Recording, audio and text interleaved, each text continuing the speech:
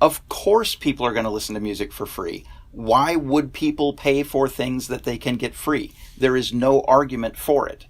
The residual music industry wants to sort of guilt trip the entire universe into giving them money just because they were used to being paid for something.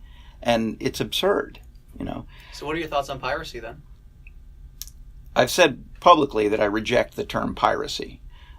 People listening to music is people listening to music. It's not piracy. They're not stealing anything. They're not taking anything. They're not damaging an asset. They're listening to music. If anything, they're broadening the audience for it.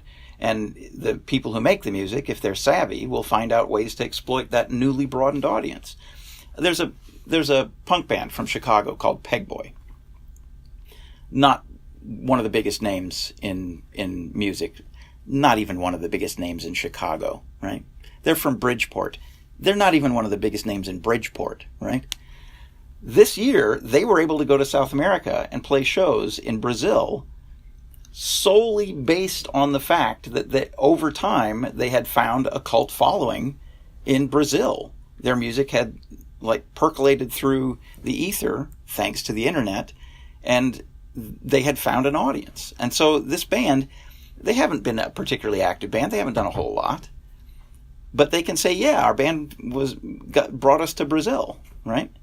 That kind of thing is incredible. That's the sort of thing that simply couldn't happen if all of those people in Brazil had to physically buy an item and that money had to snake its way up through the chain of command before the band could be remunerated. There's just no way that would have happened. And the reason that you know that there's no way it would have happened is that it didn't happen until now. You know, there are thousands of stories like that. Like bands discovering that they have a following in a distant place and then going there and being welcomed like heroes. That's an incredible thing to have happened, right? Bands whose careers in an active sense were relatively short are seeing their recordings survive and get disseminated and their audience grow and their following grow such that a band that has been defunct for 20 or 30 years can often now mount a successful reunion tour because their music has been able to percolate out into an audience that would support it. Whereas previously, when it was kept at bay by the gatekeepers of the radio stations and the record stores and the professional music industry, their music could never break through that. Their music could never get into the hands of people who would like it, and now it can, you know.